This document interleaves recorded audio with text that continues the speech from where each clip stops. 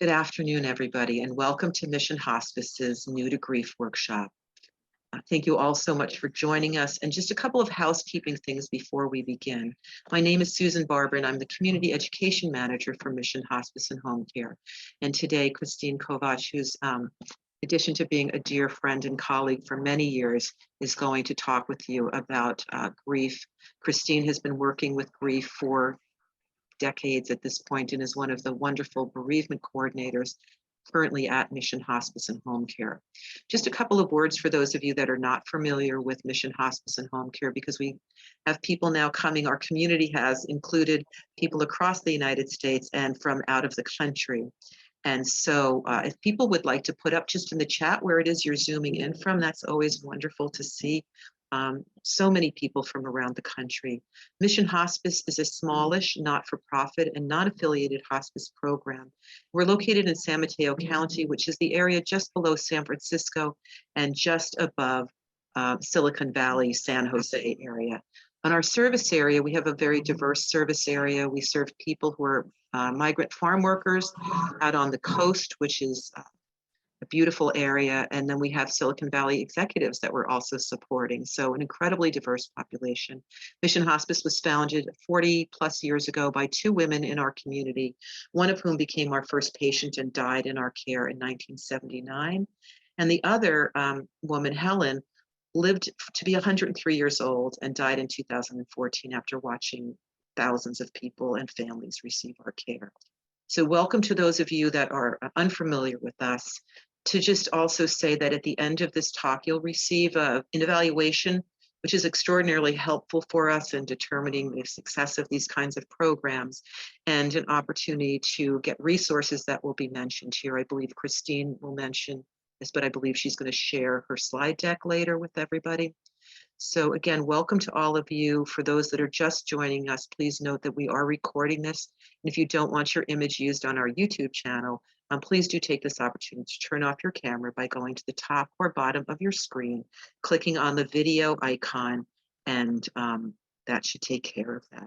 And thank you for those of you that are putting up in the chat where it is that you are zooming in from. And we can see your name, so all you need to do is put in what city or town you're coming to us from. Okay, Christine, I think at this point you might want to take over the hosting duties, and I will be back on again towards the end. Thank you. Thank you. It worked. Thank you so much, Susan. And thank you all for being here. I am wowed by all of you finding us and finding this program. This, I think, is maybe the fifth time that I've given this talk, and it's expanded and changed over time. What I'm going to do is talk in chunks and then kind of come back and check in with folks if there are questions that arise as we go, or comments. You're welcome to put them in the chat or chime in, and then we'll leave some time at the end as well. And I can stay after. Once we finish the recording and finish the program, I can just sort of linger on if people want to talk informally for a bit after the program. So I start all of my support groups and my talks with lighting a candle, always, in honor of all those that we've lost. And we'll keep the candle burning throughout these hours that we have together today.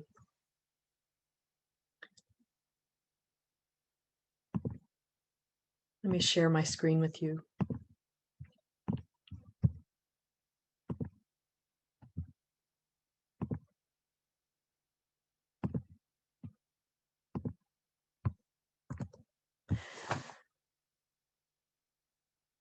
This being human is a guest house.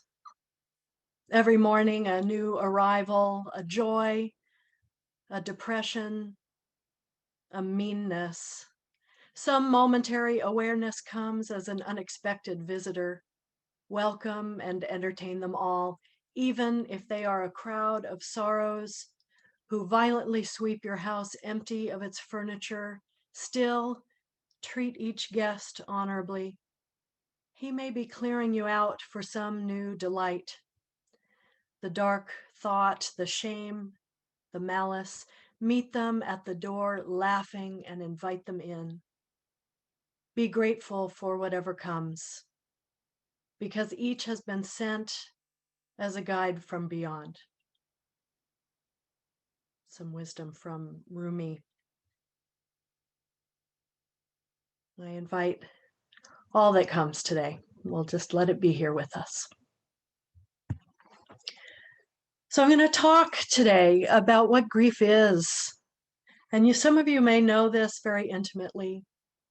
And for others, it may be new. And some of you are clinicians and thinking about supporting others in grief.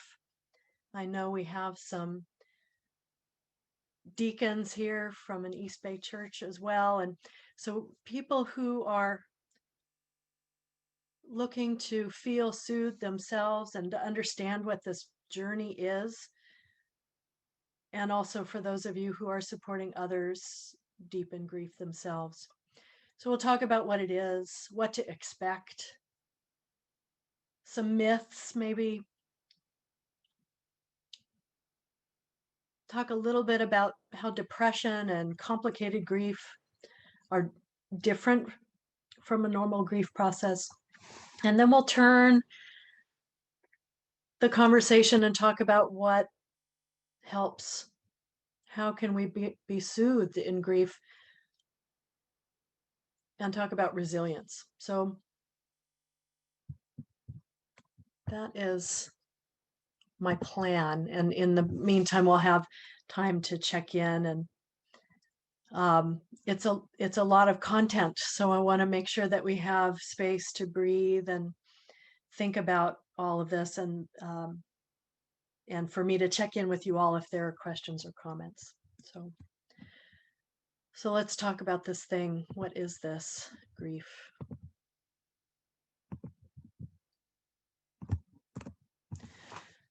Grief is normal, even though I know for sure that it does not feel normal. It's a natural response to an actual loss or a perceived loss. It might be a particular person who's died or multiple losses, old losses, even anticipated loss. When we start to wonder or fear or imagine someone dying, we are grieving then as well.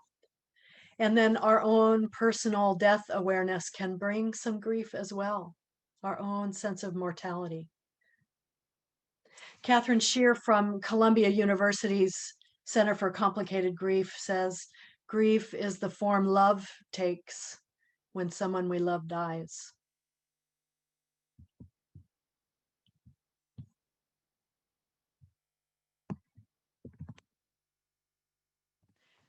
So if grief is normal and a natural response to loss, I want to put forward this idea that it's not a condition that needs to be treated, but simply allowed to find its way. And there's no one right or wrong way to grieve. Even people in the same family who've lost a key person in the family may have very different ways of expressing grief and different ways of being soothed and finding their way. Grief is dynamic, it changes over time, and everyone grieves at their own intensity, pace, or way.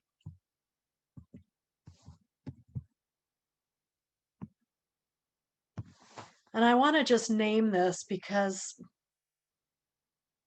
we don't get a lot of education about this. Like, we don't get this in school, we don't get this growing up. We get to learn about grief when we are in it. And I think that I must, in my grief counseling work and my years with hospice, I must answer this question at least a handful of times every day. Is this normal? Whatever this is for people, right? Because we think grief is sadness. And it's so much more than that. Grief is physical. It's exhausting. It's tight, right? There's tension, real physical symptoms, even an achiness can happen. Not just crying, lots of physical symptoms, changes in sleep and appetite, tightness in the chest. It's a social experience, or maybe for some, an anti-social experience.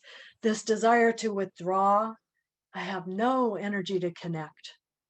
A sense of wanting to avoid others.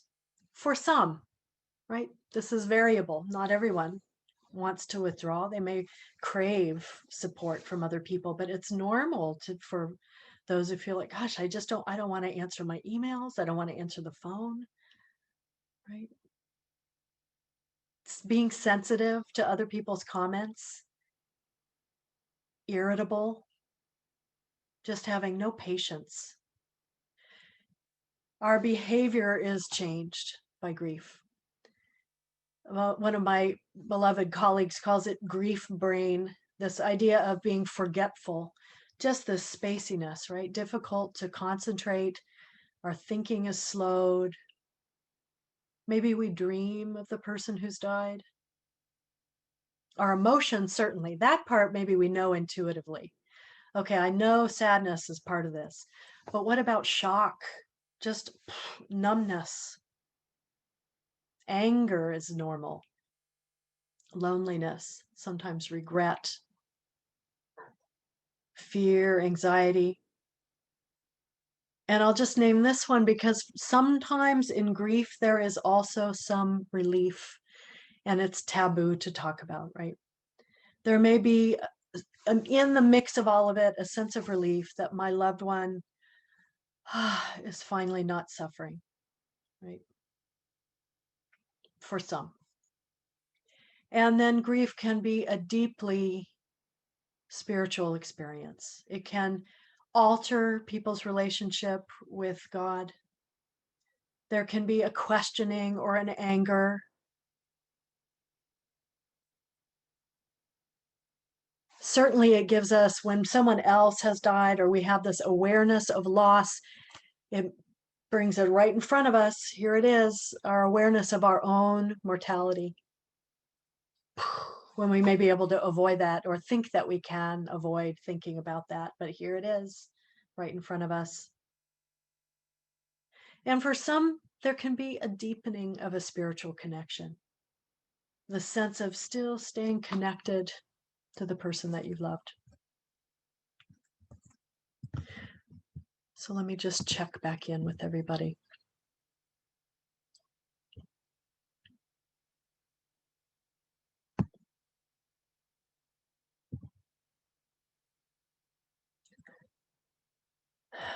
Take a breath as we dive in. Lots of moments for taking a breath as we go here.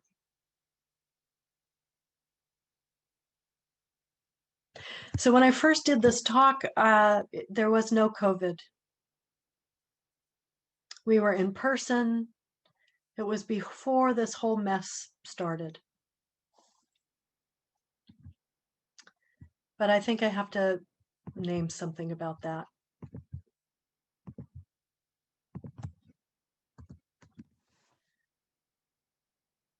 If you are grieving, if you have been grieving in this time of the pandemic over the last year, you know that this brings something new and weightier than maybe other times. There is, for so many people, this compounding factor of isolation. For many, it's this time of kind of intensified yearning. And for many, their coping is challenged. And for some, it's amplified, right? If someone comforts themselves by eating too much, if you're alone in your house all day, that may be amplified, right? If you are skilled at meditation and you are soothed by a practice, you may have more time to be able to practice and to support yourself that way. But for many, normal coping ability is very challenged. Right? Touch and connection can offer comfort. And then what if there's no touch? I would love to be able to prescribe for everyone I see massage, right? If they like that sort of thing. And, there's been no massage, no hugging. The separation has made everything so difficult. Being stuck at home can mean people are surrounded. They can't escape from the memorabilia, from the reminders that are just all around them all the time. And certainly for those of you who have experienced a loss in this last year, you may have experienced that rituals are disrupted. The family gatherings that would have happened, the funerals are delayed or altered. I have been surprised and very moved to have attended more than one memorial service in this last year, and how intimate a Zoom memorial could be. I was skeptical about that, but pleased that some gatherings could still happen in that way. But the normal way that people would gather to remember loved ones is disrupted. Right? And then I have to name this sense of compounded grief, this continual loss, or watching the numbers tick up and up and up on the news every night. And the grief of the world. We cannot help, all of us, we cannot help but be affected by the trauma that we're witnessing in person and on screen every day. Job losses, food insecurity, homelessness, police violence, attacks in the Asian American Pacific Islander community, environmental grief. My heart sunk when I heard some news piece last week about California likely going into prolonged drought. I kind of knew that was probably coming, but I just thought, oh gosh, here's another one, here's another one, here's another one. We are all affected, and it piles up. It piles up. We are carrying this grief together.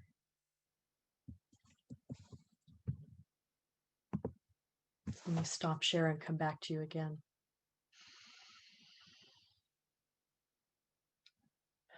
Just remind you to breathe as we go here.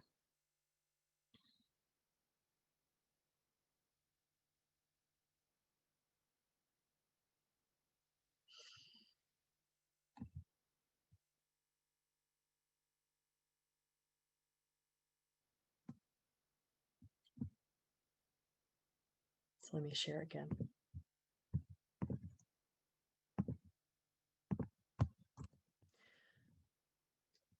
There are many, many wise writers and so many books I can recommend, and you all may be able to recommend to one another. Sort of an earlier writer about grief is the psychologist Therese Rando, and she talked decades ago about expectations people could have in their grief, and I pulled just a few because I think in America we have some really peculiar ideas, if you will, about what grief is, and that we should be getting on with things faster than maybe is even possible. But Therese Rando wanted us to know that your grief will take longer than most people think. Your grief will take more energy than you ever would have imagined.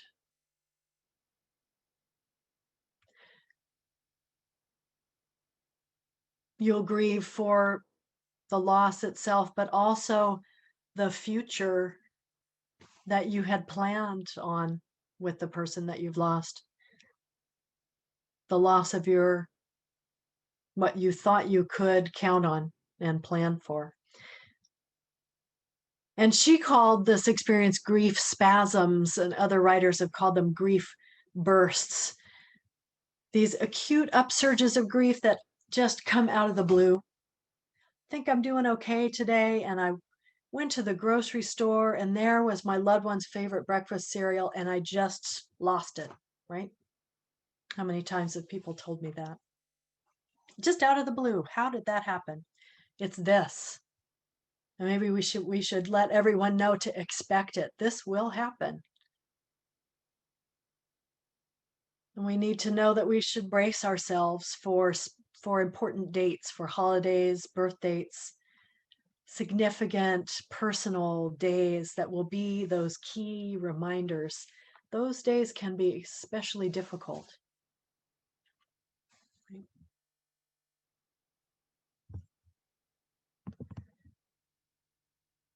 Rando also talks about, and this is from one of her early books, Grieving, How to Go On Living When Someone You Love Dies. And this may seem obvious to all of you, right? How about this? It takes 2 months to get over your grief. You know, set your watch. You'll be done pretty fast. That's not how it works. All people grieve in the same way.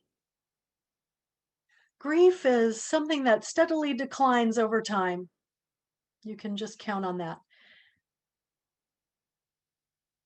And when grief is resolved, it never comes up again. How about that? Or because you feel crazy, you are going crazy. And that one I'll bash right now. Grief feels crazy. You know, you can't think straight. It just is. That doesn't mean that this is something we're pathologizing. We just need to know to expect to be very altered for some time. And how about this one? It's better to just tell people to keep a stiff upper lip. Then they won't have to experience the loss at all. Or this one, it won't affect you very much if your parent dies when you're an adult, right? Well, that's preposterous. I work with people all the time who have lost their parent at any age. And it's never the right time, right? It's never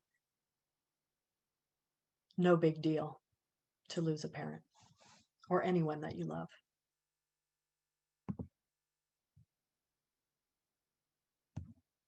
I'm just going to pause here and just check with Susan and make sure. I'm not seeing that other people are trying to get in still. I don't know if you see that. I've disabled your waiting room, so people are just joining us. And so for those that are just here, welcome. And we are recording this. Just a gentle reminder, if you don't want to be on our YouTube page later on, to turn off your camera now. And there is an opportunity for questions.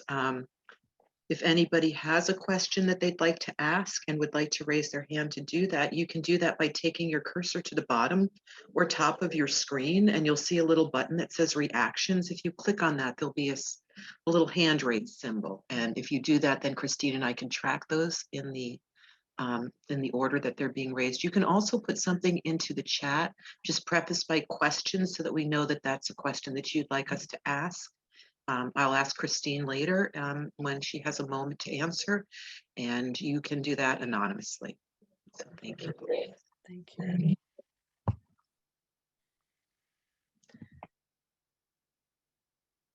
Chris wrote an invitation already for if people wanted to share the name of a loved one or a sense of loss, that if you cared to share that in the chat, just know that we will hold that together today, that we're holding the memories and the sacredness of those that we care about and have lost.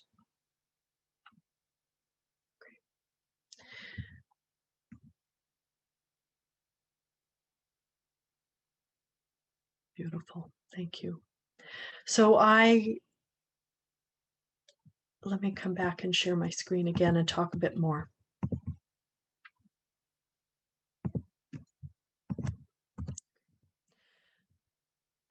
So let me talk a little academically here for a bit.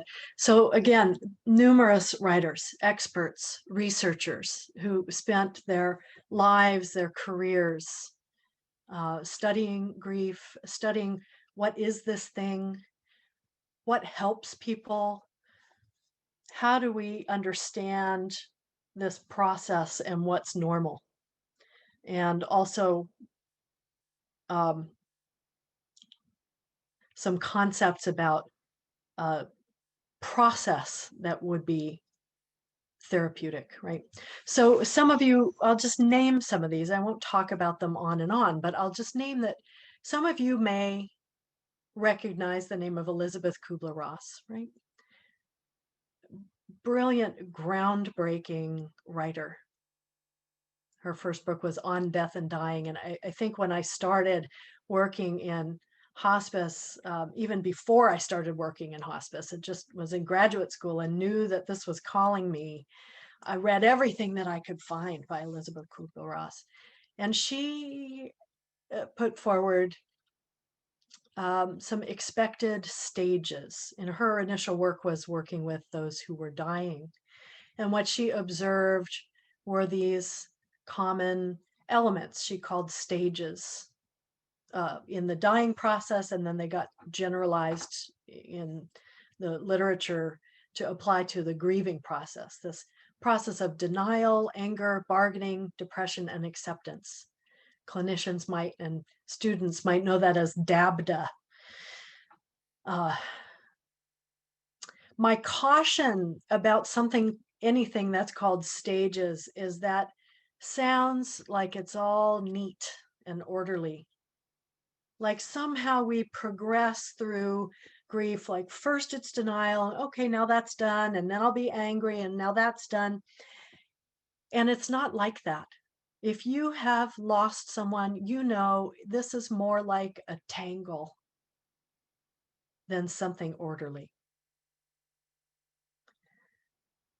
Alan Wolfelt, who's a prolific writer at the Center for Loss in Boulder, Colorado, talks about needs or tasks of the bereaved. That these things are important for people who are grieving somehow, not necessarily in order or just once. It might be the sort of folding of these needs and tasks over and over again. Accepting the reality of the loss, approaching and experiencing the pain, allowing it, building a new identity and adjusting to the environment without the deceased, memorializing the loved one, recognizing legacy, obtaining social support, and finding meaning in the experience. I like that idea of tasks or needs because it gives us permission to have it unfold however it's going to for us. Right? Another group of researchers, Klaas, Silverman, and Nickman, talk about continuing bonds. It used to be, I've been working in this realm long enough to know now, that earlier theorists, some decades ago, had this idea that grief comes to an end, and then we kind of put it over here and move on. And that was the goal for healthy grieving.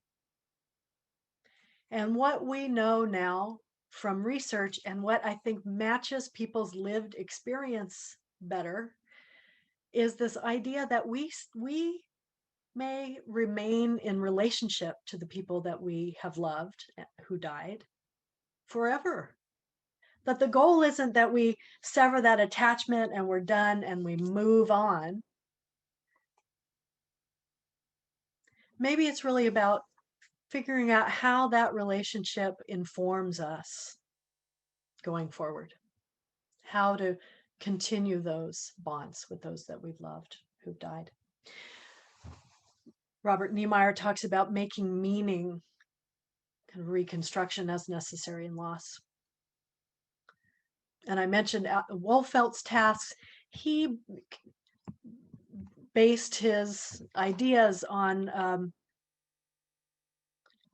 William Worden's work, and he has he's one of the first grief experts that I read also decades ago, and his work has evolved over time to reflect this changing idea of maintaining connection. So if you read Warden 20 years ago and you're irked by the idea that we ended he and his, expert theory about grief counseling and grief therapy was about like ending the process and moving on, know that his own work has evolved. And if those of you are working in grief counseling and grief therapy, his newer edition is this much expanded work. The goal of moving through grief, accepting the reality of the loss, takes time. That may sound obvious, that we have to accept the reality the person died. But so often I'm working with people and it's not until 6 months later that someone will say, "Oh, I knew that was true. Like my head knew that was true. But now I get it. I finally get it that they're not coming back." That takes time, just that part of grieving, of just have it sink in as this is really true. Yeah. Processing the pain of grief happens over sometimes a very long period of time. Experiencing all the different expressions, the sadness, the anger, the sweetness even, is all processing. That can take months. For some, it can take years. And again, this doesn't happen like neat and orderly. Now I'm going to accept the reality. Now I'm going to work through the pain. Now I'm going to adjust to the world. It's all sort of happening interwoven. Adjusting to the world is all the practical things, making new plans, maybe learning to do things in a different way now that that person isn't here. How just your own living is altered. Sometimes it's how your own identity is altered after a loss. And then finally, this finding a way to have that enduring connection. How is that person still influencing me or operating in my life in some way, symbolic or otherwise, in the midst of embarking on a new life? It's about creating this balance between remembering the person who died and also living a full and meaningful life. When I am working with clients, often I'll say that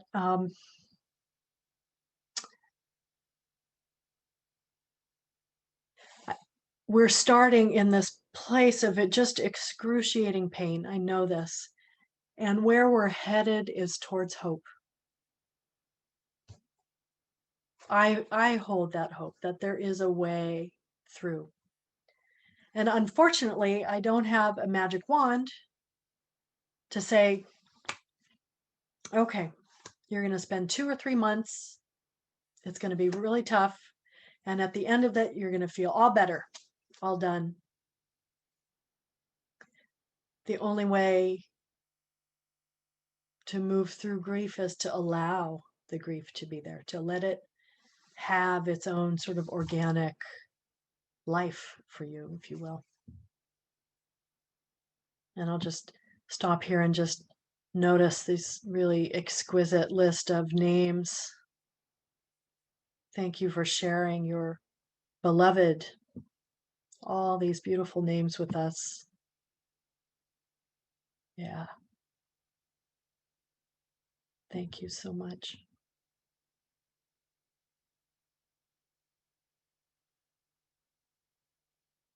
Yeah.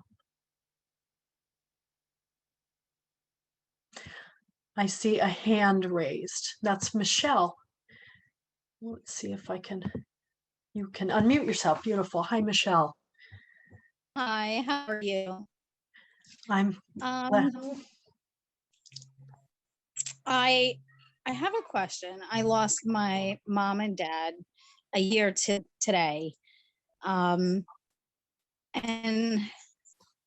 I don't know if I'm supposed to feel like this, and it's scary, but like I feel at peace, if it makes sense. I mean, I'm sad that they're not here, but I don't know, is that normal for feeling like, I don't know. It's weird. It's I just feel very at peace. They're together. yeah. And I think that the last, I was with my mom when she passed at home. I was by myself, and I played a little gospel music and said a little prayer. And I almost, like, I put my head next to her head and I said, "It's okay, Mom." And like a minute or two later, she passed. It wasn't long after that. So it was almost like I was blessed. I don't know if that makes sense or if that's normal. I thank you so much. Thank you so much for sharing that. I am seeing heads nodding as you're talking. There is this huge range of experience after loss, and I think that sense of peace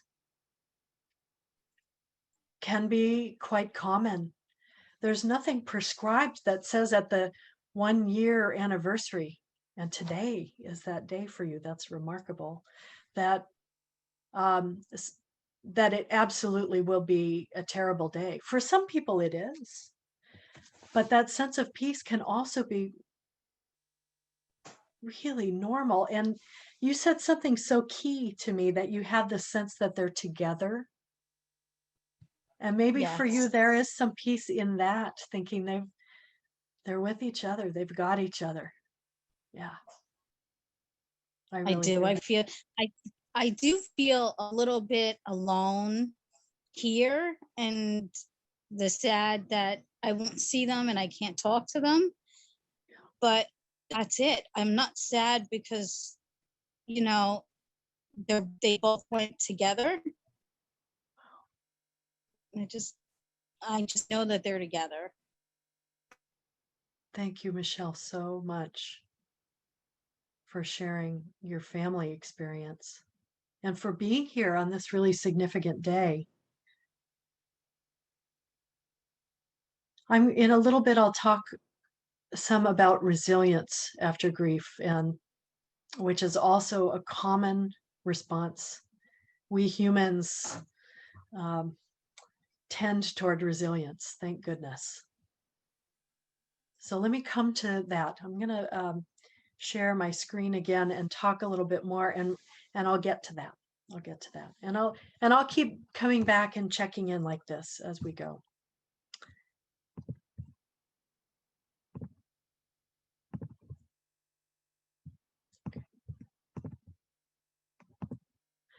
Okay, so I talked about the experts, the theorists, and a few other things to keep in mind. Ken Doka talks about this theory of what he used to write about as gendered differences, and I would change that now, and he probably would too, and call them style differences in grieving. And he called it instrumental versus intuitive, or intuitive being people who grieve with being very in touch with their feelings, crying, allowing sadness, having a great awareness, being able to talk about their grief experience and share. Therapists often have sort of a bias towards that, because we tend to think it's really good to be able to share your feelings and cry and get angry and all those things. But there is another style that can be just as legitimate, right? What Ken Doka called instrumental grieving, people who are doers in their grief. And I think about someone who spends hours lavishly creating this beautiful memorial bench, working with tools, smoothing the wood and the varnish and creating something beautiful, a memorial bench in honor of the beloved person he's lost. In silence,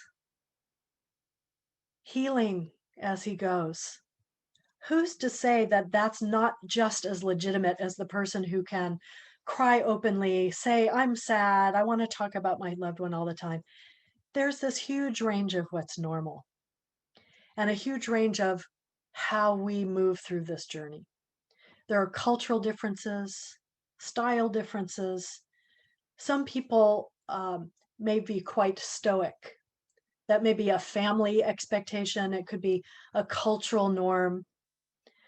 And others are quite private. And others are, they want to share. And grief is a public and shared experience. Some are soothed by their faith, and others are not, or have no faith tradition at all. That's not part of it, right? And some have access to support services and others don't, and they grieve with family only. You know, support groups, I run lots of support groups. I love support groups. They're not for everybody. That doesn't make someone deficient just because they're not a group person, right? Lots of ways here. And I want to mention Strobe and Shutt and their model of dual process. This is also normal. This oscillation of tending towards the grief, leaning towards the intensity of the feelings, letting them be there, and then moving back towards restoration or tending to the business of life, if you will. And it kind of goes back and forth. For so many people, it's not all in grief all the time. That might not be sustainable for many people. Some need a distraction.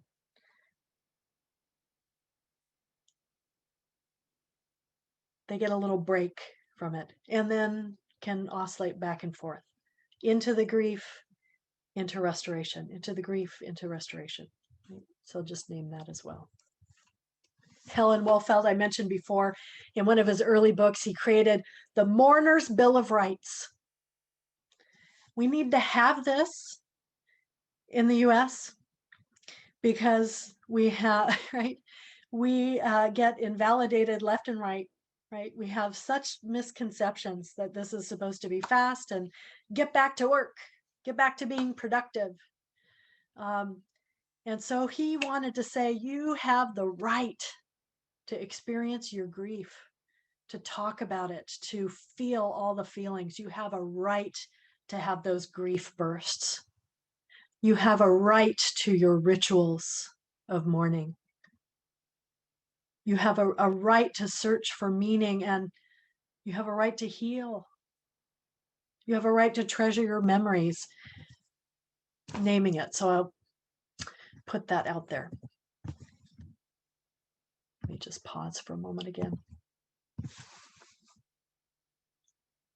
So often people talk about getting back to normal, whatever normal is after a loss, right?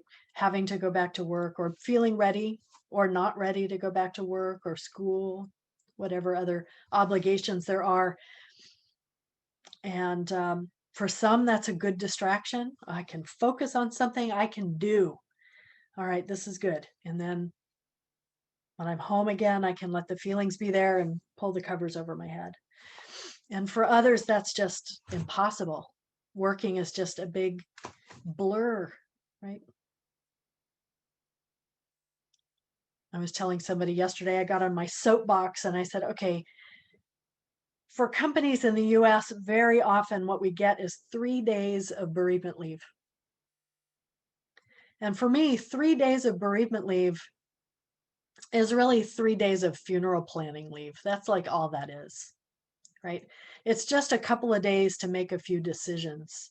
3 days is not the deal, right? Grief is long. Yeah.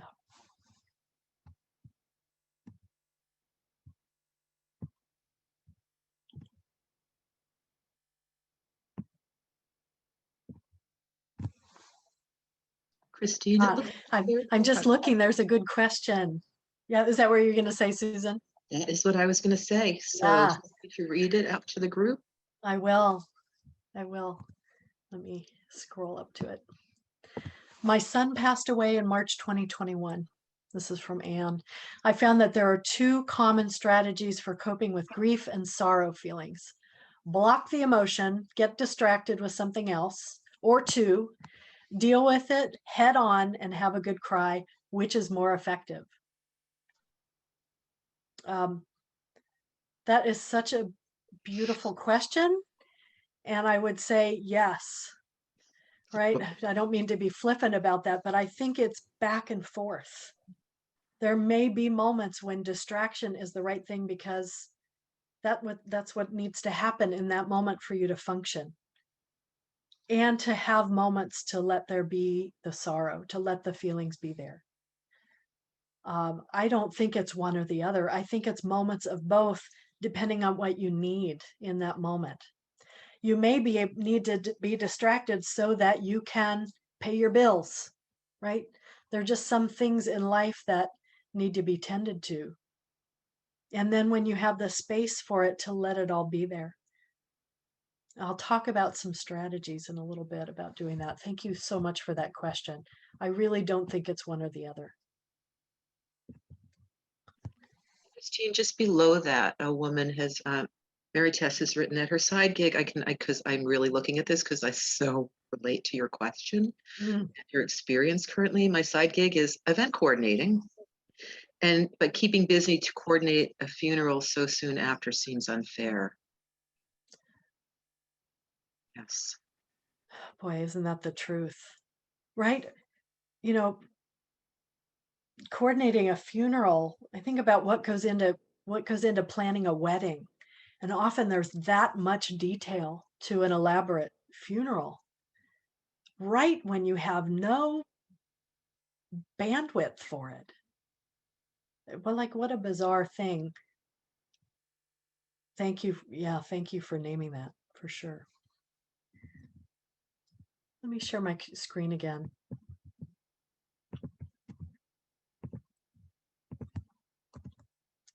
So let me talk a little bit about grief versus depression. This can be kind of tricky because grief is big, right? It feels pretty dreadful when you're in the midst of it. And it has some symptoms in common. That list of parts of us that are affected by grief, mind, body, spirit, all those kinds of things, so many of those symptoms are in common with depression. And so how do I know what's what, and do I treat it? My concerns are like my red flags when I'm working with someone who's grieving is when someone is unable to care for themselves. They cannot get dressed. They can't prepare food. There's something that feels dangerous about their ability to care for themselves. Over time, I don't mean in the first couple of weeks, right? I mean, that could be true for any of us. Flat out, not preparing food, can't get dressed, normal. Over time, if someone remains unable to care for themselves, that's a concern to me. Maybe we're thinking about depression. When someone is talking about being helpless or hopeless or worthless, or they're having suicidal thoughts, and I differentiate that from that longing to join their loved one. That longing, I wish I could see them again, I wish I were with them, can be just a normal existential part of our living, right? But that thoughts of, I'm going to do it. I have a plan. These are the elements that would make me think maybe we're headed towards a depression, and um, may want to get a medical evaluation, talk to their doctor about it, right? Um, but it's a little bit of how do we know? And some of it is letting time elapse to see, does grief start to lift over time? Or is this staying static? This is an older, there's so much more writing about grief and depression over time, but Therese Rando had a list kind of for the layperson that I thought was really wise. So I grabbed some of that, even though she wrote about this quite a long time ago. There's some differences between grief and depression. Grief can be experienced in those waves. I feel awful. I feel okay. Today's okay. Tomorrow's awful again. Depression tends to be relatively static, right? Its heaviness, its awfulness is pervasive rather than being able to get a break from it. Grief tends to diminish in intensity over time. And the depression is this consistent sense of depletion and apathy. Depletion and apathy happens with grief at the beginning. And it changes. Grief changes over time, right? And here's this one, this worthlessness. A healthy self-image probably is someone who is grieving, but someone who is talking about feeling themselves to be worthless, a disturbed self-image, that is maybe more of a concern about depression. Loss of pleasure in, a medical chart would be called anhedonia. Of course, there's a loss of pleasure with grief. If it stays static and there's no change over time, maybe we're thinking depression. And again, hopelessness. Hopelessness at the beginning of grief sure could be there. The pervasive hopelessness with no lift, if you will. No oscillation. Then we may be thinking about depression. And I mentioned here also about complicated grief. So, and there are a couple, and I think of grief like a knot, right? This knot that's pulled so tight. Complicated grief. I lifted some thoughts from Columbia University's Center for Complicated Grief. Catherine Shear and her colleagues there have been studying this concept for years, predating this newer label in the diagnostic manual. And so I'm going to say both things, complicated grief, in the context of the work that they're doing at Columbia University. And then that has another name in the diagnostic and statistical manual, prolonged grief disorder. It's this idea of grief that doesn't start, stop, or move. It's prolonged, persistent, and it interferes with functioning, right? Grief interferes with functioning. Everyone's does at the beginning. Maybe even over months. If there is no movement at all, there's no moving through, this may be a risk for complicated grief, or prolonged grief disorder would be the diagnostic label. And some risks are someone who absolutely avoids grief, avoids talking about the person who died, avoid, 100%, no engagement with it at all. That may suggest that there is this volcano underneath that's going to erupt, and it hasn't yet, right?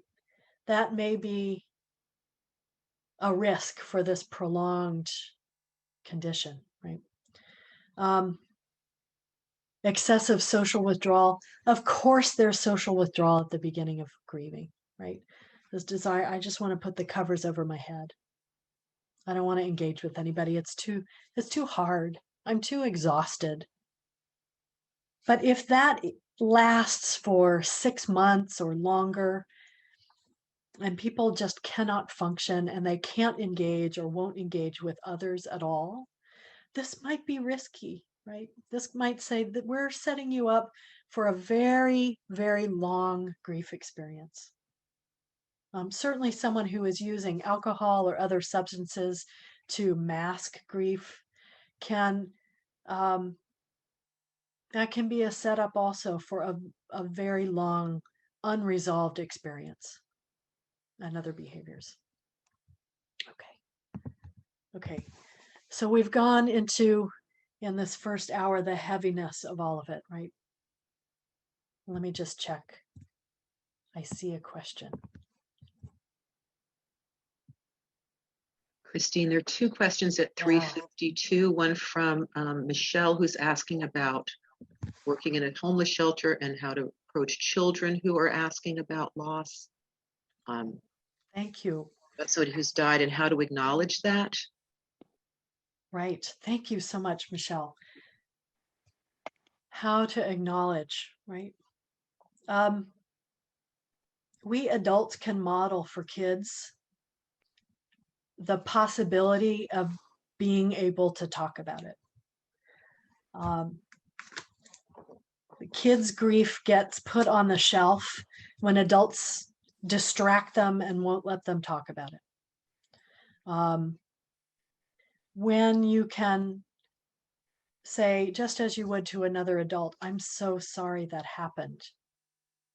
Do you feel like talking about it? Right? Allowing for an opportunity, or draw about it, right? Do some art about it or move about it. Like kids of different ages have different innate ways of expressing themselves that maybe we all could learn from as adults. But allowing that to be there without telling them don't feel that way or you shouldn't talk about it, or even if they have big taboo feelings. Does that help, Michelle? Is there more that you wanted to say or ask about that? I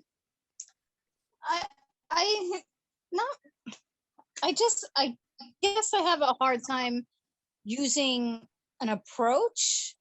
I'm not a counselor, and I just wanted to know, I guess, how do I acknowledge someone who so young says to you, especially after the year we had, my dad passed, my mom passed. How do I acknowledge something? I know that we do have to acknowledge it, but what would be an approach where, we can say we're acknowledging it, but then, just have the parent discuss it with the child's advocate or a counselor. Mm-hmm. I think the modeling can come from anybody, even if you're not the counselor, for any adult to be able to say, I'm so sorry that your dad died, right? What was his name? Say his name and say he died and you're sorry that it happened. You may not need to say anything more than that, but to allow that topic to be there without I would say without fear, except of course we get nervous because it can be scary to talk about this with kids where they seem fragile, and yet it's their reality, right? If a child loses someone they love, it happened, right? How validating for adults to be able to say, I acknowledge that. I see it. I see what you're going through. That must be really hard. Right. Thank you. That helps a lot. Absolutely. Let me see. There are a couple more here. Yeah. She's asking about 1 second, I just lost that because there's another one. Julia wrote, I see this one next. Perhaps you'll cover this later. I'd like to know how to support someone who's grieving, both those who've experienced a recent loss and those whose loss happened a long time ago.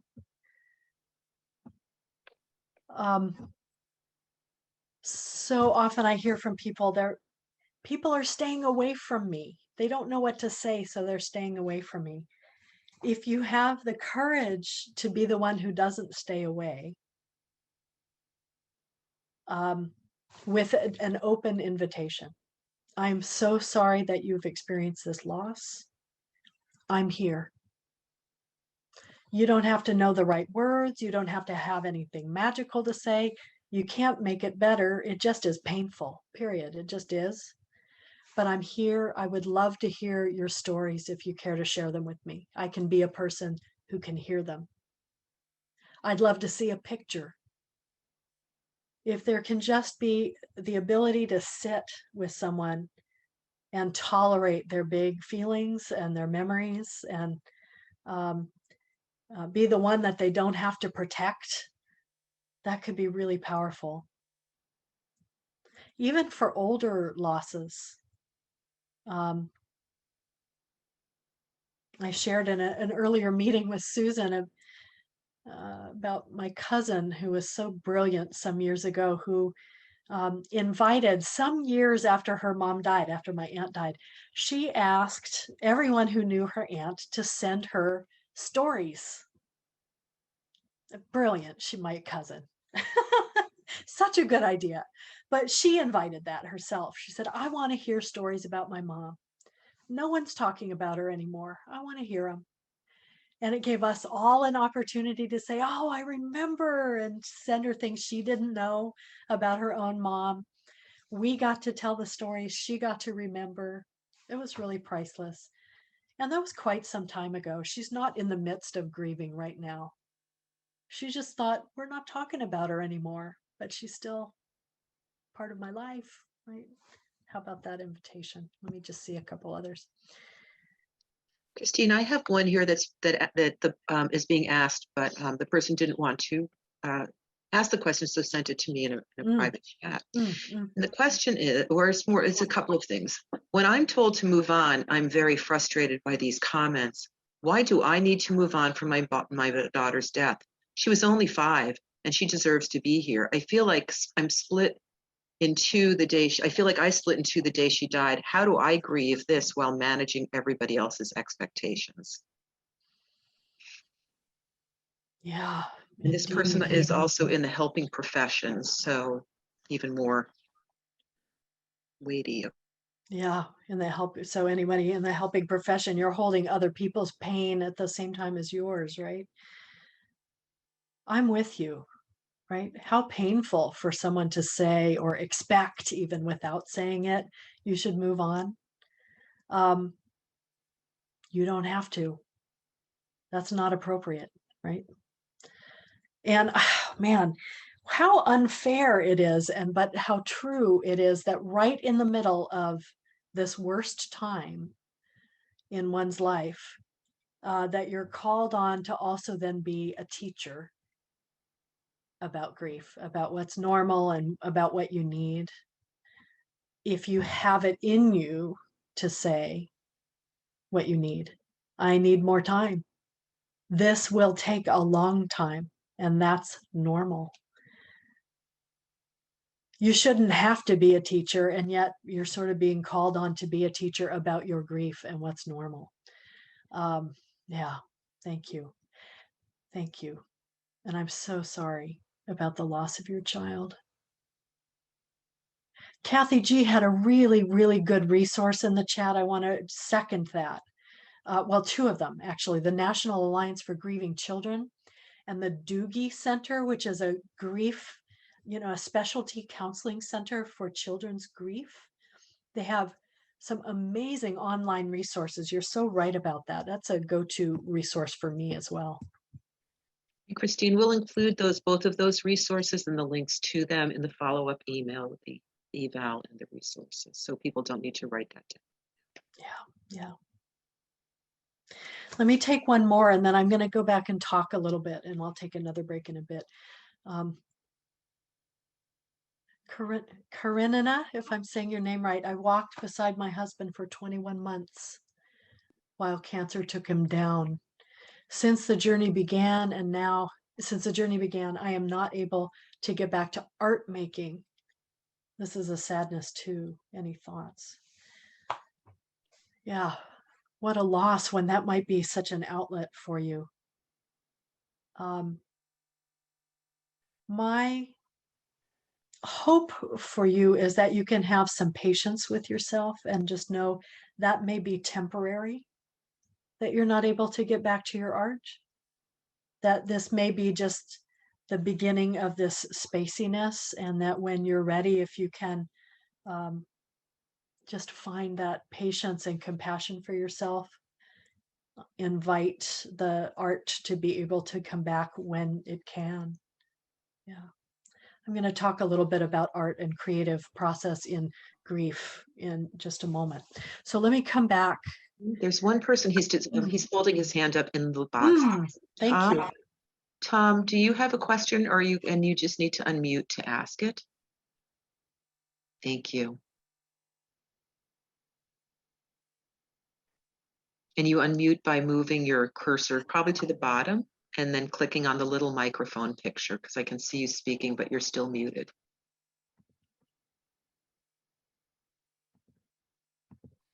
And you might want to go to the top of your screen and look for that little mic. There you go, Tom. Thank you so much. So when you use the word stories, that was like a prompt to me. Because in my family, my father died 70 years ago. And I have memories. And my mother died 20 years ago, and I have memories. And my sister died 15 years ago, and I have memories. And I'm realizing now, as I'm listening to your wonderful talk, is all those memories blend together. It doesn't matter that one was 70 years ago, one was 15, and I still have an older brother who's just barely able to speak with me. But I can, after 70 years, daydream about my father.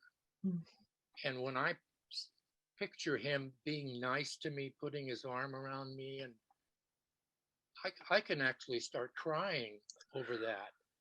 Yeah. And having kept tears to myself most of my life, I've learned how to let the tears come out. And that's 70 years later. So I feel like I'm in heaven with all these memories that I have of these three people, and they all seem like the memory happened yesterday. So I wanted to share that with you. Oh, thank you so much, Tom. You got Susan and me both tearing up a little bit, for sure. Yeah. They come back to us, don't they? Yes. They come back to us. I feel thankful for that myself, actually. Christine, there's one more question, a hand up from Chloe Martin. And Tom, if you could mute yourself again, if that's not too much of a trouble. Nope. Thank you. And Chloe, why don't you go ahead? Thank you. I just wanted to share something that I don't know if this will be helpful to others, but I know one of the hard things about knowing what to do when we know somebody is grieving is if you're in a situation where you find out that somebody has lost a loved one. Like this happened to me recently in the grocery store. I ran into a friend I hadn't seen in months. And she said, my mom just I just lost my mother. She just passed away. And I know that if I had been like, oh my gosh, I am so sorry. How are you doing? She might have just broken down there. That's not why she went to the grocery store. That wasn't the appropriate time and place to put her on the spot like that. So I just said, I'm so sorry. And just sort of, the conversation moved on. But then I went home and I wrote her a card, and then she wrote me a card back. And so we've been able to like exchange the condolence exchange in a way that was in private. And now when I see her, she will know that I know. And if she wants to talk to me more about it, I'll be open to that. But but I knew that I didn't want to say nothing, just let it drop, because it's just way too important. But to not make her more uncomfortable in that situation was how I felt I wanted to handle it. Thank you so much. What a compassionate, beautiful way of extending an invitation for her later when it was a better match of time to reach back out. Thank you so much. Hold your thoughts for a moment. There will be more opportunities for more comments and questions. Let me come back to my talk, because we're gonna turn the corner here now and start to talk about what helps. What helps? Allowing for the feelings to arise, even when they're difficult. Having patience with yourself and what can be a very long process. Cultivating and leaning on your support system. Taking care of your body, because stress, grief is so physical. Tending to those things is also tending to your grief. Sleeping, eating healthful foods, movement, mindfulness, meditation, prayer for some. Cultivating resilience when you can, right? There may be some days when it just doesn't want to show up, but when you can, if you can cultivate a sense of purpose, a sense of hope, some courage to keep going, some curiosity about what your grief is changing in you, creativity and asking for help. And then Niemeyer's idea of finding and creating meaning after the loss. And then here's another list. What else helps? Some of you may have been in some of the support groups that I facilitate with Mission Hospice, and I often start with this thought of trying not to compare yourself to others. Your grief is yours, however it shows up. It's legitimate, right? Just because someone else seems to be doing just fine 3 months later and you're not, does not mean that you're deficient. It may mean that you just have more that needs to express itself, or you have a different relationship with the person who died than someone else, right? You have your own path. Go through mourning at your own pace. For some, keeping a routine can be helpful, like literally a daily routine.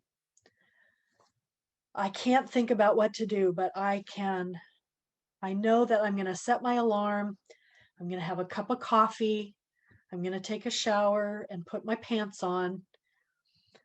Some things will happen that are normal. Keeping a routine can be helpful in just pulling you through the days. I mentioned this before, but making a plan, I ask people to think about holidays, birthdays, significant days. Even weekends sometimes can be really significant. Those are sometimes the special days that people spend with their loved ones. Having a plan, putting some thought in advance about how am I going to get through this day that seems to stretch on before me. Do I need to be with other people? Do I need to? Maybe the plan is I'm going to stay in bed with the covers over my head. That could be a plan. But to have put some thought into it so you're not blindsided when the day arrives. When you're able, obviously, when you're in the depths, you may not have the ability to reach out and help someone else. But when you do feel filled up enough to offer some support, to extend support to someone else, that can be healing as well. That's often what happens, this dynamic in support groups of people sharing with each other, and those who are maybe further along in their own grief, reaching back a hand to people who are newer. is healing, to be able to say, I've been here and I want to help someone else. Practicing self-care, whatever that is for you, right? Whether it's art or yoga or walking outside in a beautiful place. I think we need big toolboxes with lots of different things. And to be able to keep pulling those tools out for caring for ourselves when we need them. And then mindfulness, and I'll talk about that in a moment. And I want to plug this idea of ritual.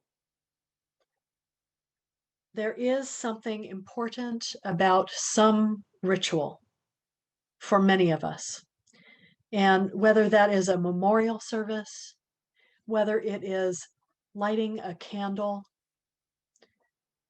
participating in a Day of the Dead celebration of those that we've lost, a lantern ceremony, whatever a ritual it is for you can be part of this healing journey, right? It connects us with one another. It connects us in community. It reconnects us with those that we've lost. These things are really important.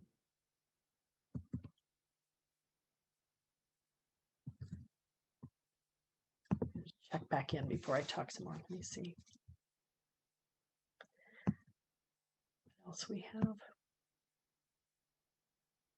We don't have anybody that's posted a question in the chat. And if anybody would like to raise their hand and is not familiar with that in Zoom, you can take your cursor to the bottom or top of your page. There should be a little button called reactions. For some people, it's under participants, and you'll see an icon to just raise your hand up, and that will allow us to see you. Thank you for doing that. And anybody that's in the room that's noticing somebody with their hand up like this, please just send it to me in the chat, and I will follow that. I'm just seeing Christine right now, but I am watching the chat.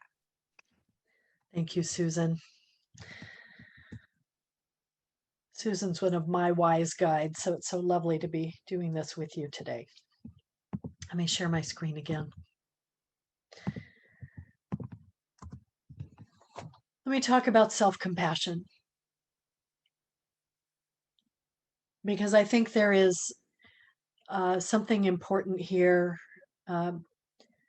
in grief, right?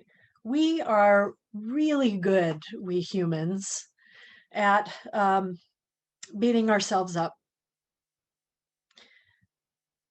I'm not good enough.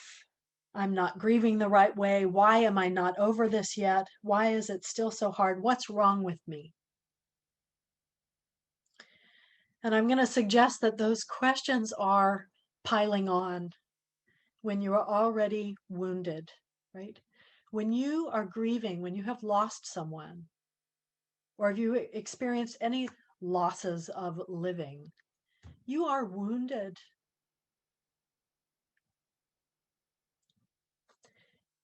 And mindful self-compassion is the act of turning the kindness and care that you would extend to someone else and turning that back towards yourself.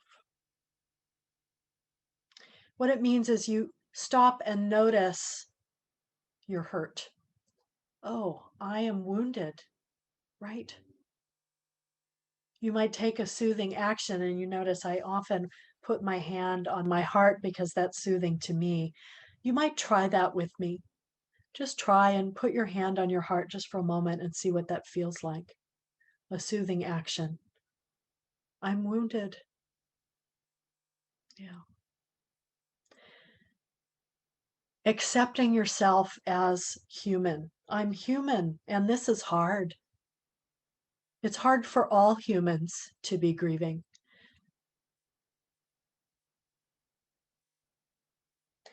Caring for yourself then the way that you might care for someone. If someone else, I'm going to guess anyone on this call, someone else came to you and said, I've lost the love of my life, or I've lost my child, right? You wouldn't then say, well, you should be over it by now. You're not doing it right. I'm going to guess that you would probably say, I'm so sorry. what a tremendously difficult time this is.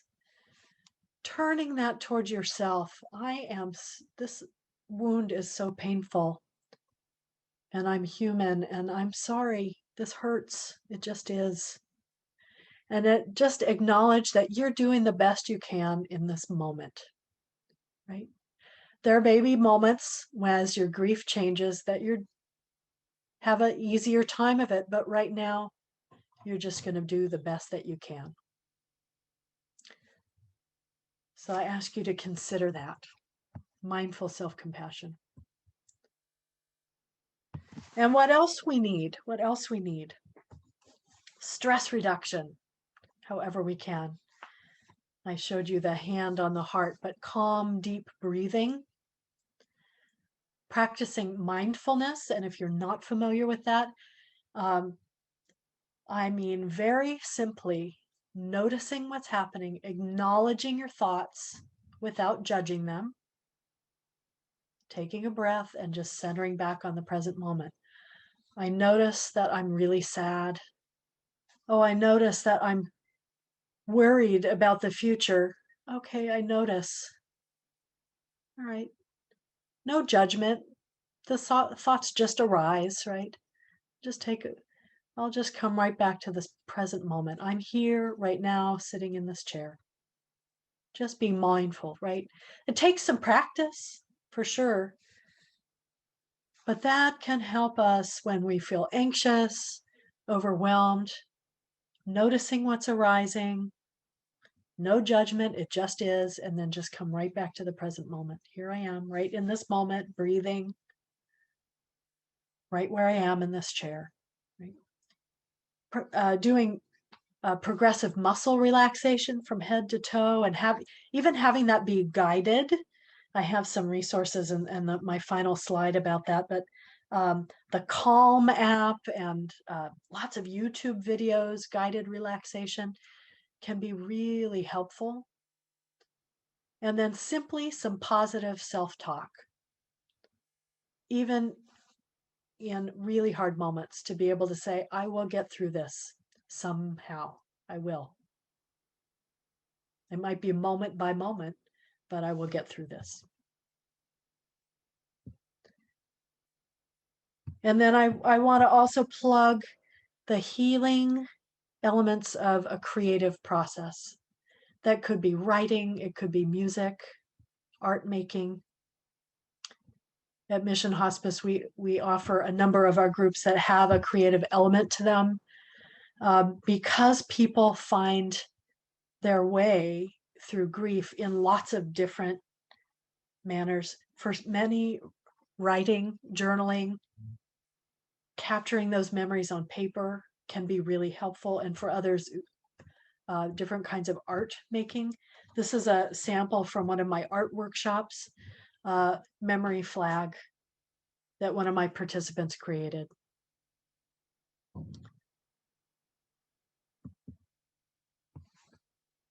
And I come back to over and over again poetry.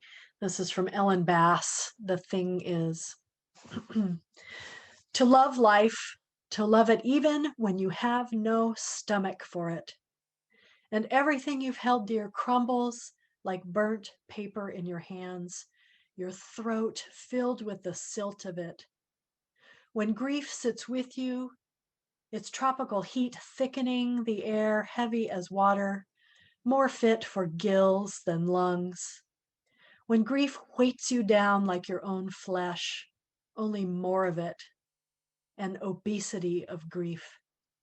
You think, how can a body withstand this?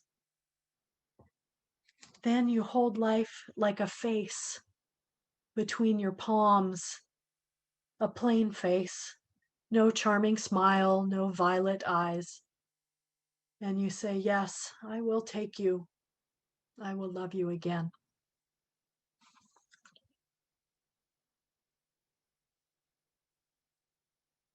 And E.E. Cummings. I carry your heart with me. I carry it in my heart. I am never without it. Anywhere I go, you go, my dear. And whatever is done by only me is your doing, my darling. I fear no fate, for you are my fate, my sweet. I want no world, for beauty, you are my beautiful, you are my world, my true. And it's you are whatever a moon has always meant. And whatever a sun will always sing is you. Here is the deepest secret nobody knows.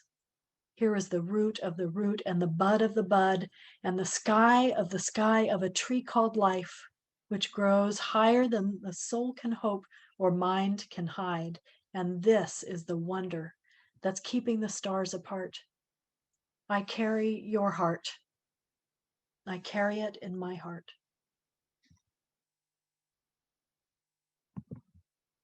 I'll come back to you.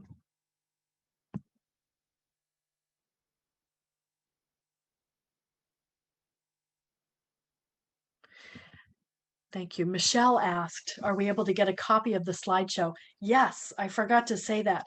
I'll have a PDF of the slides that everyone can have at the end. So as Susan sends out the evaluation of the program, you'll have all the slides too with resources. Thank you. Good question. Thank you.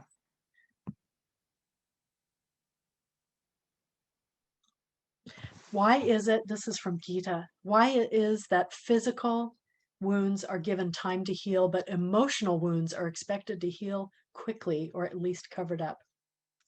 Exactly right. Losing a limb is painful, but losing a child is more painful. Wish that compassion could be stretched to the bereaved person. For sure.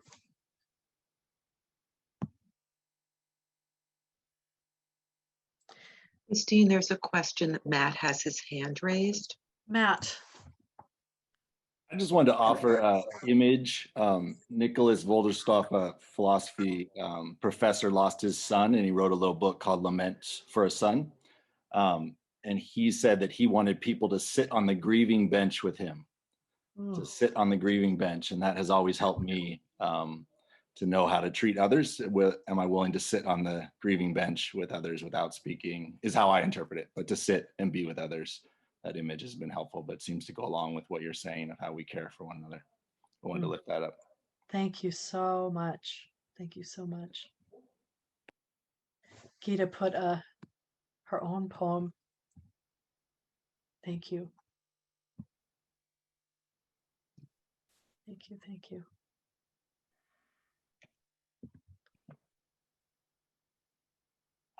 Is that okay for me to read, Gita? Or do you want it just to be in the chat? Okay. All right. Sun and Birds by Gita Devjani, dedicated to Annika. Miss you, darling. The warmth of the sun reminds me of the comfort of your hug. The chirping of the birds reminds me of your ardor. The sun's heat tries to melt the cold ice that is formed over my heart. It wants to bring comfort. It wants to brighten my world. What the sun forgets is there is a burning fire inside of melts, not melting the ice. It's only adding fuel to the fire. The chirping of the birds reminds me of your chatter. For a moment, it feels like you are trying to engage. Trying to scroll. Sorry.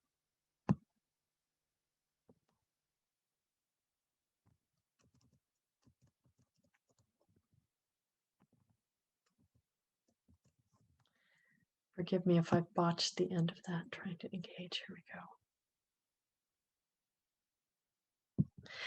Engage me in a banter. This chirping is melodious, soothing to the soul.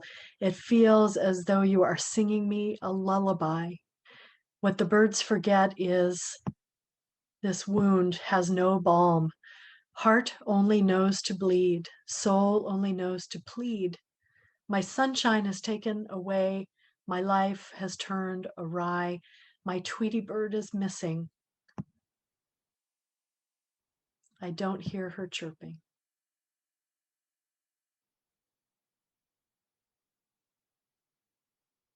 Gita, thank you. Thank you so much for sharing that exquisite and heartrending poem with us. I'm so grateful to you. Let me share again just a little bit more. I want to talk about resilience. Resilience is, in some ways, unbelievably, the most common reaction to loss.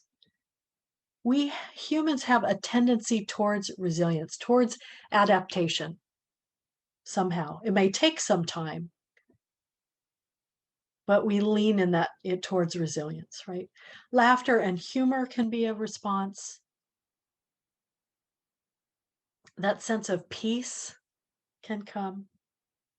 And even an absence of acute grief symptoms can be healthy. That's different from avoiding the grief. It could be just this sense of calm or sense of neutrality that happens for some, right? That I wouldn't assume there's something wrong with you at all if your response is to laugh or your response is to feel a sense of ability to get through this. I included a list of resilience traits. And there is this idea, maybe many of you have heard about post-traumatic stress disorder, PTSD, or post-traumatic stress. There's also a concept of post-traumatic growth. That after a trauma or after a loss, there is this opportunity for growth, for adaptation. We are certainly changed by loss.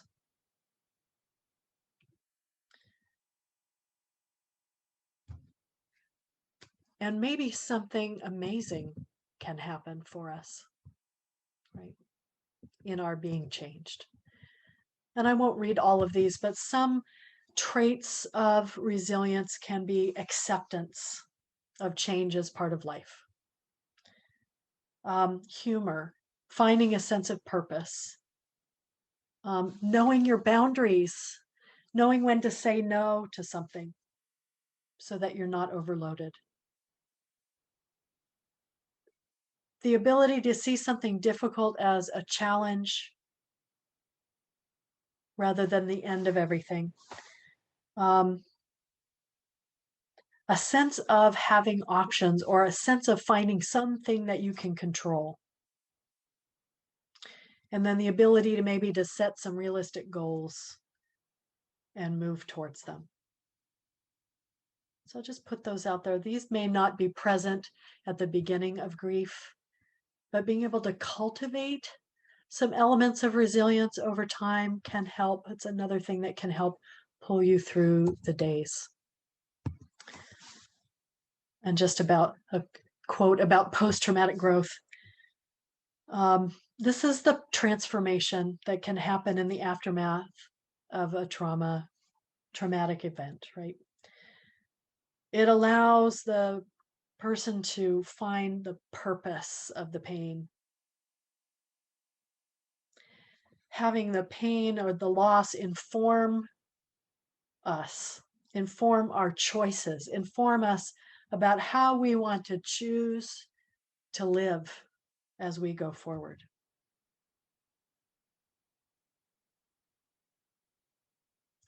And then I'll end with one more poem and then we can talk a bit more. This is a poem I stumbled on this past year by David Ray called Thanks, Robert Frost. And if you know the poet Robert Frost, this is David Ray in his poem talking to Robert Frost. Do you have hope for the future? Someone asked Robert Frost toward the end. Yes, and even for the past, he replied. That it will turn out to have been all right for what it was. Something we can accept, mistakes made by the selves we had to be, not able to be perhaps what we wished, or what, looking back half the time, it seems we could so easily have been or ought. The future, yes, and even for the past, that it will become something we can bear. And I too, and my children, so I hope, will recall as not too heavy the tug of all those albatrosses I sadly placed upon their tender necks. Hope for the past, yes, old frost. Your words provide that courage, and it brings strange peace that itself passes into past, easier to bear because you said it rather casually as snow went on falling in Vermont years ago.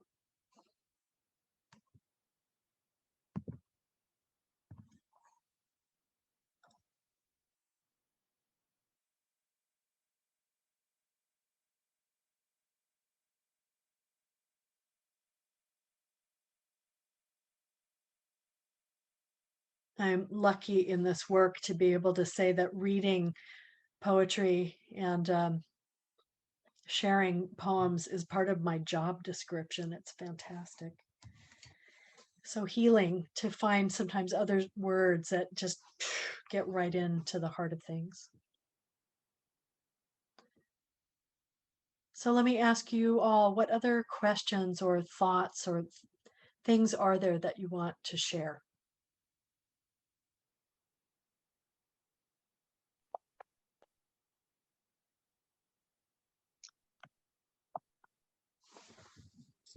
I'd like to add, I think that this year has been such a difficult year for everyone, with so many deaths of their loved ones or passing, that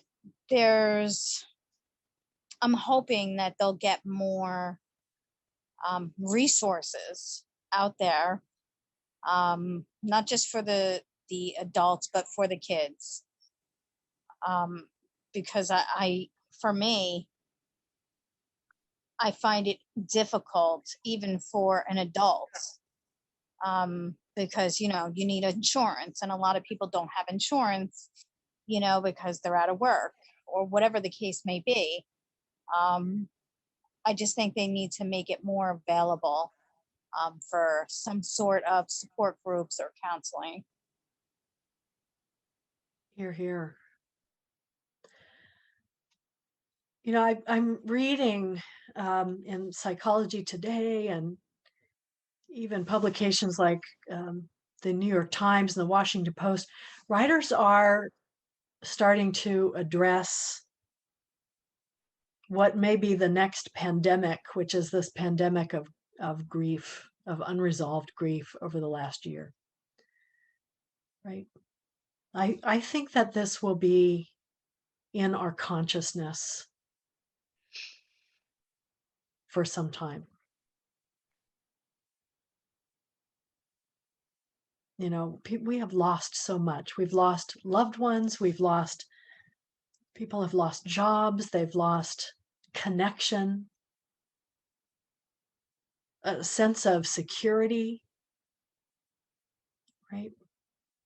We're just at the tip of this right now.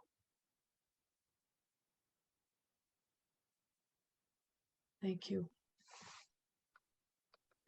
I will say, so, Mission Hospice is in San Mateo. We're in California. We're south of San Francisco, and we offer our grief services to those who are in our service area.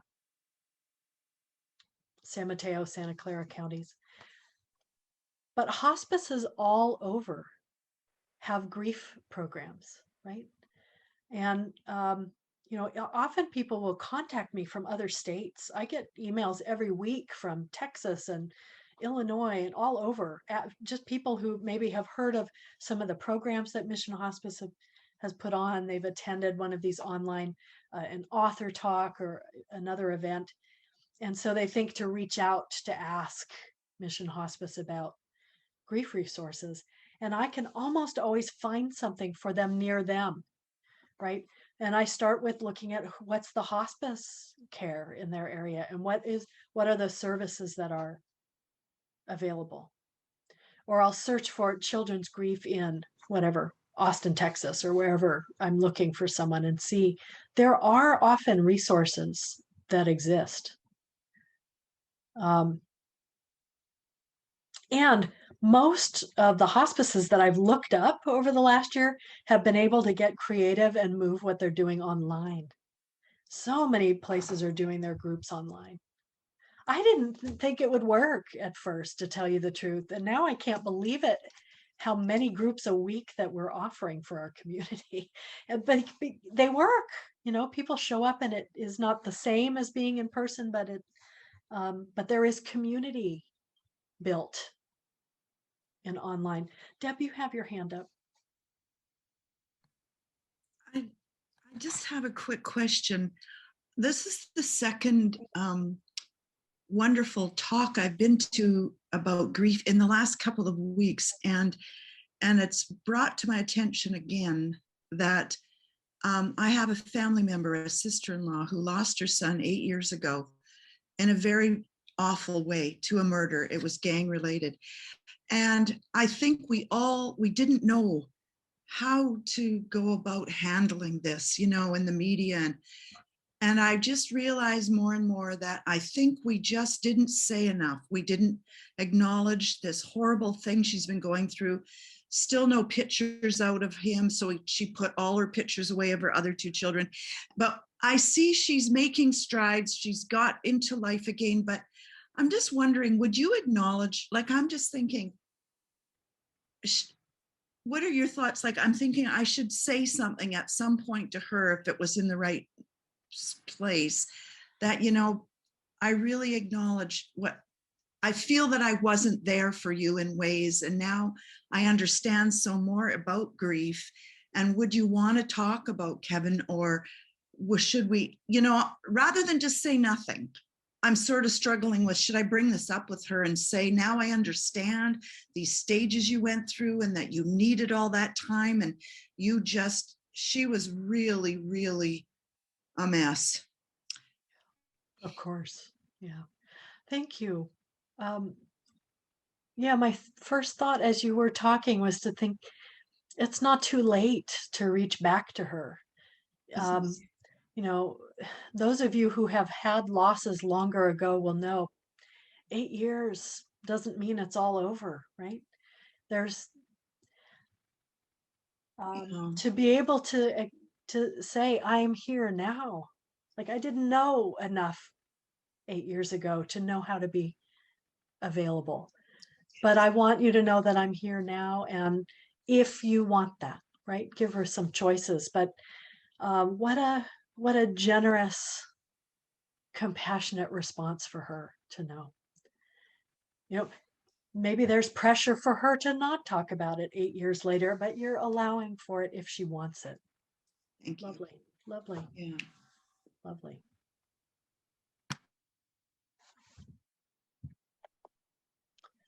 Yeah. Do you want me to read this, Christine, from Mari Tess? Yes, please.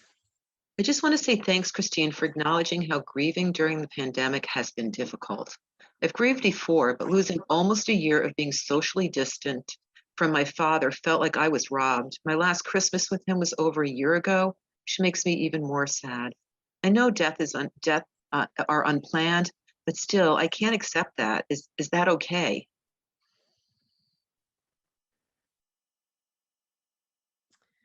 Okay to still feel grieving, like you're still feel the sadness, not have accepted the loss. I think it makes sense. I think, I don't know if any of you have this experience, but there is this sense of unreality for me about the pandemic, about being isolated and not doing normal things, that alters my sense of time having passed. And I think that maybe has some bearing on grief, right? I really mean it, that it takes whatever time it needs to take. And it may be that there is this sense of alteredness because of the pandemic. Yeah,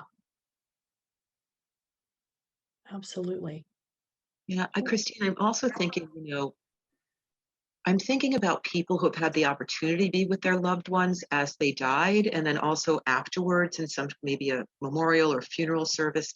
And the reality really sinks in when you see your loved one clearly not alive anymore.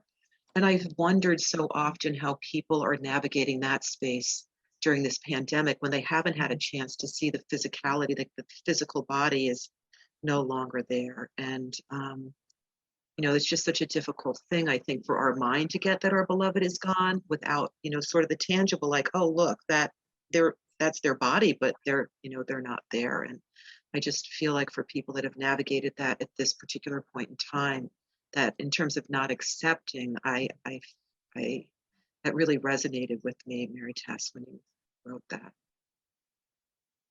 I think you hit on something really important. How can it be real if you didn't see it, right? How can it be real if you didn't get to say goodbye? I'm holding this painful place myself for all those that we've been working with who couldn't see their loved ones who were in nursing homes. What anguish that was.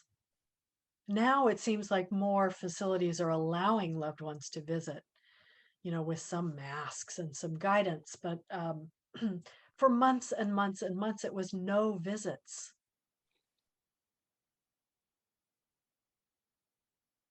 Yeah. Another loss. It's another element of it that's unresolved. Yeah. I just want to say something too about Deb's question, because it really, it was so reminded of a conversation I had with a friend of mine whose 2-year-old died in a sleep of no apparent causes. And that was the response of the medical director in San Francisco. They couldn't figure out, even with his body, why he had died. And she had the presence of mind at the moment of his death when the fire department and everybody arrived to ask if she could keep him at home, because she said, I know that I'm never going to be able to let this really land in my body if I can't have his body against mine until I realize what's gone on. They were so generous. They let her keep him at home so the family could come and say goodbye. And on his death anniversaries, I'll usually call her or send her a card. And she's so grateful because she said, I think about him every single day. I know a lot of people don't want to bring this up because they're afraid it's going to upset me. But their card is not going to remind me that my child has died. And it echoed a conversation my mother had with me after my father's death, because I would send an anniversary card to her in the years after he died. And she said, thank you so much, because I think people are afraid to do that because they'll think, oh my God, I don't want to remind her that her husband of 40 years is dead. And she said, there's not a minute that goes by that I am not aware of that, but I can say that to almost nobody. So there's so many ways to move through these experiences with people, and maybe not everybody wouldn't be up for that, but yeah. There is a comment here, Christine, from Linda saying that you hit the nail on the head regarding the pandemic and how it seems to have altered time. My mother was suffering from dementia during this time, and it felt like every day was torturous to her. The lack of sunshine and visits with loved ones was pure torture. There's so much grief there. Yes. Yes. Not the way anyone would have chosen it to be. Yeah. I just want to say, Christine, we have about 9 minutes left. And so if there's anybody that really wants to ask a question but is feeling shy, if you want to put that up in the chat. And also, if you just want to unmute yourself, if they're raising your hand using the Zoom tools, if you unmute yourself, we'll see that come up at the top of our list. We'd ask that you wait a second to start speaking, and we can acknowledge that we see that.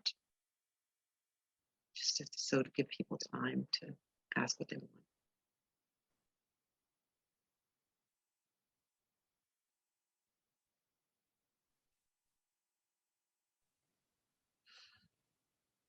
Or you all may have some book recommendations for each other, some things that you all have found helpful. I learn about new ones from the groups I do all the time. There's one that I haven't read yet. It's on my bookshelf, but I haven't gotten to it yet. It's a newer book by Megan Devine called It's Okay That You're Not Okay. Like, everybody's talking about this book, how validating her approach to grief is. And then another, and sort of like starting a handful of books and not getting through them. But another one I recently started is a new publication by Irvin Yalom, on death and life, right?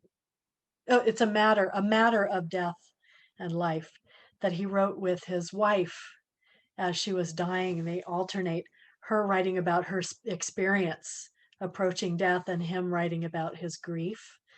I had a chance to, Irvin Yalom is a famous psychiatrist and prolific writer. It's still writing in his 80s. And anyway, this just was published a month or so ago, and I got to hear him speak. Wow. David Kessler, someone's recommending The Sixth Stage of Grief, Finding Meaning. Yeah. Yes, and to Mary Tess's question about will you get copies, I'm furiously writing these down to include these in the resources. Oh, thank you, Susan, my scribe. Michelle has her self unmuted, and why don't you go ahead, Michelle? I just wanted to say thank you so very much. It was very informative tonight. My next question is, will there be any more Zoom on grief available that you know of? So Susan is our resident expert who has numerous authors and experts related to all elements about death and dying and grief. And I don't know if you have I haven't memorized your lineup, so I don't know if you have more speakers lined up coming up soon. You and me both, I don't remember, I can't memorize anything anymore. But, and yes, I'm working on our July till September schedule, and I'm hoping to have a couple of grief offerings. One, I'm hoping Dr. Kathy Shear comes back to talk about complicated grief. And I'm also hoping, Megan Devine is on my list. I haven't heard from her yet. And Deborah Grassman, who works on what she spent 40 years working with veterans, and the work that she did there, she realized that could be expanded in a much larger way. And she talks about post-traumatic stress syndrome not being post-traumatic soul destruction when people have losses and traumas. And she's a wonderful speaker. I'm hoping she'll come back. And Jenny mentions Frank's book. Frank is a good friend of Mission Hospice. We're engaged in we're doing a 6-month offering for the 5 invitations. It's a monthly group that meets, and we're at the 5th month now, and then we'll have a special guest coming in June for a closing of that. And there'll be information about that in the resources that are sent out today. Yeah. And you will all be included in our monthly event email, which will list all of the things we're doing, including the bereavement supports, including our community education programming. And I'm going to post also for anybody that is grieving. And please share this widely. This is one of the resources that we have for the community. On Sunday, the 6th of June, we're hosting a season of remembering, which will be an hour-long memorial, basically, service that we just had a planning meeting for today, and it's beautiful. And if you click on the link I've just posted, it will take you to that page, and you can register. And we'll be sending you information closer to the date with the Zoom links as we did today. Chris is not coincidentally also named Kovach. He's my husband's, and he's here tonight too, next to Susan on the screen. Chris, thank you, honey, for reminding me about something else that Susan and I do that is not a grief support group. So it's a little caveat about that, but Susan and I lead a Death Cafe discussion group, sort of a salon style discussion group about all things related to the end of life. So again, it's not a grief support group. Grief sometimes shows up, of course. But this is the worldwide phenomenon. www.deathcafe.com lists these discussion groups that are happening every day of the year all around the world. And so we just happen to be interested in this. And Susan and I have been hosting one in the East Bay, in Alameda, California. And then Susan also hosts one for Mission Hospice on the peninsula, but they're all over the US. And of course, most of us have moved online during the pandemic, but many of these will someday start meeting in person again. But I find it fascinating to log on and see who around the world is talking about end of life concerns. And it's a group in Tokyo and Vancouver and Paris and 100 of them in England, and lots and lots of them in the United States. And people are hungry to talk about this. Yeah. We do. I have when somebody's here from our Tuesday morning Death Cafe, we have people that drop in and also regulars. We've been hosting that Tuesday morning Death Cafe since April of 2020. So we've had lots of opportunity for people to get to know each other. And you'll get information about how to register for those things as well in the follow-up email. And Deb Ralph, who are welcome. You're unmuted if you want to share something. I just wanted to thank both of you so much and I think the biggest takeaway from today for me is it's never too late to talk to somebody about the grief. And I appreciated both of you saying that. And I'm going to do that for my sister-in-law. And the second thing about ritual, that I do light a candle on the anniversary of my dad's death. I put his picture out. It's not that I'm not thinking about him all the time, but that day it just brings it to the front. And I think it was Tom or whoever shared that.